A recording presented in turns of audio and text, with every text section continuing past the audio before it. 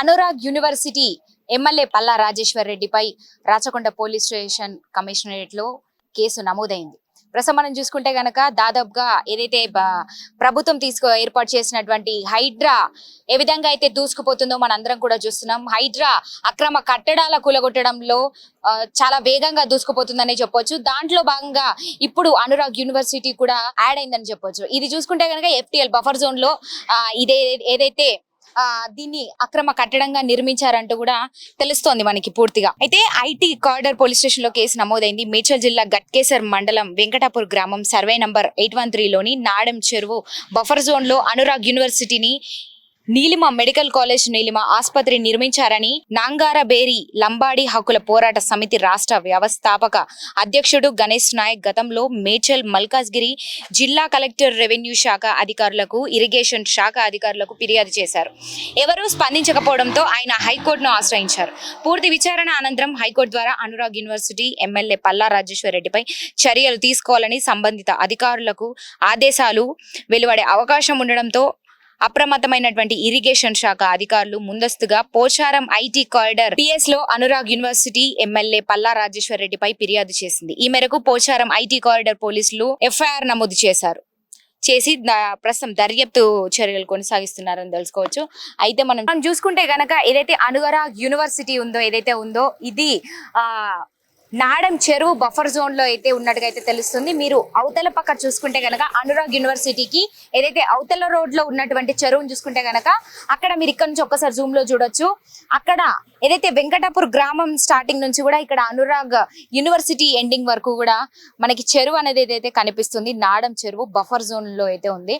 ఇట్లా మనం గమనిస్తే గనక FTL బఫర్ జోన్ లో ఏదైతే ఇప్పటి వరకు అక్రమ కట్టడాలు కూలగొట్టినటువంటి మనం చూసుకుంటే గనక అదంతా కూడా పెద్ద పెద్ద ప్రముఖులు, అదే విధంగా పెద్ద పెద్ద ప్రముఖులతో పాటు ఇక్కడ పొలిటికల్ లీడర్స్ హ్యాండ్ అయితే ఉన్నట్టుగా అయితే తెలుస్తుంది. పొలిటికల్ లీడర్స్ వాళ్ళు మాత్రమే ఇట్లాంటి బఫర్ జోన్లలో ఏదైతే చెరువులు ఉన్న చోట్లల్లో వీళ్ళు అక్రమ కట్టడాలు చేపడుతున్నారని అయితే పూర్తిగా అయితే తెలుస్తుంది. ప్రస్తుతం చూసుకుంటే మనం ఇప్పటి వరకు 60% కూలగొట్టడం అయితే జరిగింది. ప్రభుత్వం చేపడుతున్నటువంటి చర్యలు ఏదైతే ఉందో ముందస్తు జాగ్రత్తగా ప్రజలకి మేలు చేసే విధంగా కూడా ముందుకు దూసుకెళ్తున్నటువంటి పరిస్థితి. ఏదైతే మొన్న చూసుకుంటే జన్వాడ ఫార్మ్ హౌస్ KTRది కావచ్చు, అదేవిధంగా మొన్న కన్వెన్షన్ నాగార్జునకి సంబంధించింది కావచ్చు, ఇవన్నీ కూడా అక్రమ కట్టడాల కింద జమగొడుతూ వాళ్ళు పక్కా ఆధారాలతో కూడా కూలగొట్టడం అయితే జరుగుతుంది. పూర్తిగా డిజాస్టర్ అయితే చేస్తున్నారు. అదేవిధంగా హైదరాబాద్ మొత్తంలో కూడా ఇక్కడ దాదాపుగా మనం చూసుకుంటే 168కి పైగా చెరువులు అయితే ఉన్నాయి. ఆ 128 పైగా చెరువుల్లో దాదాపుగా 100కి పైగా చెరువులు అయితే కబ్జాల కింద ఉన్నట్టుగా తెలుస్తుంది. చెరువుల FTL బఫర్ జోన్లలో ఇలాంటి పొలిటికల్ లీడర్స్ కావచ్చు, ప్రముఖులు కావచ్చు, సినీ ప్రముఖులు వీళ్ళంతా కూడా పెద్ద పెద్ద బిజినెస్ మ్యాన్స్ కావచ్చు, వీళ్ళందరూ కూడా ఇలాంటి బఫర్ జోన్లలో ఉన్నటువంటి చెరువుల ఉన్న చోట్లల్లో అక్రమ కట్టడాలు నిర్మిస్తూ ఇలాంటి యూనివర్సిటీలు కావచ్చు, కన్వెన్షన్ హాల్ కావచ్చు, ఇలాంటి అక్రమ కట్టడాలు, పెద్ద పెద్ద భవనాలు కావచ్చు, ఇలాంటి ఫామ్ హౌస్లు కావచ్చు, ఇలాంటివన్నీ కూడా నిర్మిస్తూ ఉన్నారు. మరి వీటిని ఖచ్చితంగా కూలగొట్టే నేపథ్యంలోనే పెట్టుకుంది ప్రభుత్వం. ప్రజలకి అండదండగా ఉంటూ ప్రజల్ని ముందస్తుగా రాబోయే కాలంలో కూడా ప్రజల్ని కాపాడమే తన లక్ష్యంగా అయితే చూపిస్తుందిగా మనకు పూర్తిగా తెలుస్తుంది. ఏదైతే ప్రజల నుంచి ప్రశంసలు కూడా బాగా పొందుతున్నటువంటి పరిస్థితి ఈ రోజు. ఎందుకంటే సీఎం రేవంత్ రెడ్డి చేపడుతున్నటువంటి ఏదైతే హైడ్రా మన ముందుకు తీసుకొచ్చిందో, హైడ్రా మీద అక్రమ కట్టడాలను ఈ రోజు కూలగొడుతున్నటువంటి పరిస్థితి. అయితే ఇప్పుడు అనురాగ్ యూనివర్సిటీకి కూడా నోటీసులు అయితే అందినాయి.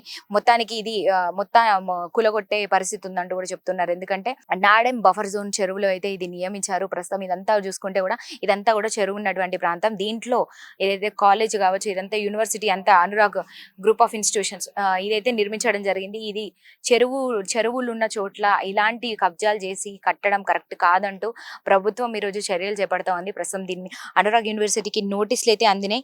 మరి చూడాలి వీళ్ళు దీనికి వ్యతిరేకంగా ఏమైనా కేసు వేసేటువంటి అవకాశాలు ఉన్నాయి. ప్రస్తుతం కోర్టులో కూడా నడుస్తున్నటువంటి పరిస్థితి దీనిపైన కేసు. ఏదైతే మనం KTR ఫామ్ హౌస్ చూసుకుంటే కనుక ఓ పక్క కేసు నడుస్తుంది, దానికి ఒక బ్రేక్ పడిందని చెప్పొచ్చు. మరి అది కూడా అతి త్వరలో కూలగొడతామంటూ కూడా చెప్తున్నారు అధికారులు. ఏదైతే రంగనాథ్ ఆధ్వర్యంలో ఇట్లాంటి అక్రమ కట్టడాలు కూడా కూలగొడుతూ ఉన్నటువంటి పరిస్థితి. మరి ఈ రోజు ఇక్కడ అనురాగ్ యూనివర్సిటీకి నోటీసులు అందినప్పటికీ దీని మీద అంటే ఇప్పుడు ఇంకా ఒక 2-3 రోజుల్లో అయితే ఇది కూలగొట్టే అవకాశాలు ఎక్కువ కనిపిస్తున్నాయి అంటున్నారు ఇక్కడ ఉన్నటువంటి సిబ్బంది కూడా చెప్తూ ఉన్నారు.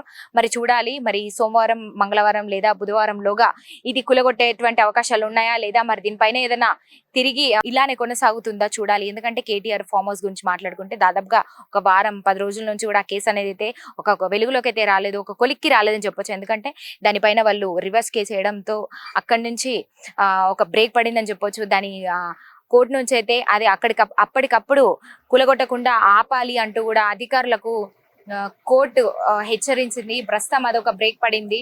ఇది కూడా దాన్ని కూడా నిలిపేశారు మొత్తానికి. మరి ఇది అనురాగ్ యూనివర్సిటీకి కూడా ఈ రోజు నోటీసులు అందాయి. మరి 2-3 రోజుల్లో దాదాపుగా ఈ 2-3 రోజుల్లో ఇది కూలగొట్టే అవకాశాలు ఎక్కువైతే కనిపిస్తున్నాయి అంటున్నారు. మరి ఇక్కడ వెంకటాపూర్ గ్రామం ఏదైతే ఉందో ఇక్కడ చెరువు చూసుకుంటే కనుక చెరువు కావచ్చు, కుంటలు ఇక్కడ అంతా కూడా చాలా పెద్ద ఎత్తున చెరువు కనిపిస్తా ఉంది మనకి. మరి ఇలాంటి ఒక చెరువులు ఉన్న చోట ఇలాంటి భూ కబ్జాలు చేయడము, అక్రమ కట్టడాలు కట్టడము ఎంతవరకు కరెక్ట్ అంటూ కూడా ఈరోజు ప్రభుత్వం ప్రశ్నిస్తా ఉంది. ఏదైతే ఎమ్మెల్యే పల్లా రాజేశ్వర్ రెడ్డి చూసుకుంటే ఇలాంటి రాజకీయ నాయకులే ఇలాంటి కట్టడాలు కడుతున్నట్టుగా అయితే పూర్తిగా వెలుగులోకి వస్తున్నటువంటి పరిస్థితి. ఎందుకంటే మనం చూసుకుంటే ఈ భూ కబ్జాలు, అక్రమ కట్టడాలు అసలు గవర్నమెంట్ అనుమతి లేకుండా ఇప్పటి వరకు ఏదైతే అక్రమ కట్టడాలు కట్టడం మనం చూసామో దీంట్లో ఎక్కువ శాతం చూసుకుంటే గనక రాజకీయ నాయకుల హ్యాండ్ అయితే ఎక్కువగా కనిపిస్తుంది. రాజకీయ నాయకులే ఇలాంటి అక్రమ కట్టడాలు నిర్మిస్తున్నారని కూడా తెలుస్తోంది. దాంట్లో అనురాగ్ యూనివర్సిటీ కూడా యాడ్ అయిందని చెప్పొచ్చు. అదేవిధంగా మొన్న చూసుకుంటే జనరల్ ఆఫ్ ఫార్మర్స్ కేటీఆర్ కావచ్చు, ఎక్కువ రాజకీయ నాయకులే దీంట్లో ఇలాంటి బఫర్ జోన్లలో అక్రమ కట్టడాలు చేపడుతున్నారన్నట్టుగా తెలుస్తుంది. అదేవిధంగా వ్యాపారవేత్తలు కూడా కావచ్చు, ఈ మొత్తానికి సినీ ప్రముఖులు వీళ్ళంతా కూడా ఇట్లా పెద్ద ఎత్తున వీళ్ళు దీంట్లో హ్యాండ్ పెడుతున్నారు. ఇలాంటి బఫర్ జోన్లలో చెరువుల్ని ఆక్రమించేస్తున్నారు, పూర్తిగా భూ కబ్జాలు చేస్తున్నారు అని కూడా మనకు పూర్తిగా అయితే తెలుస్తుంది. మరి చూడాలి ఇంకో 2-3 రోజుల్లో ఈ అనురాగ్ యూనివర్సిటీ ని కూలగొట్టే అవకాశం ఎంతవరకు ఉంటుంది. నిజంగానే కూలగొట్టేస్తారా లేదంటే కోర్టు ఏమైనా ఆర్డర్స్ ఇచ్చి దీన్ని నిలిపివేయబడుతుందా ఏదన్నది మనం పూర్తిగా ఇంకా వివరాలు తెలుసుకునేటువంటి అవకాశం అయితే ఉందని చెప్పొచ్చు.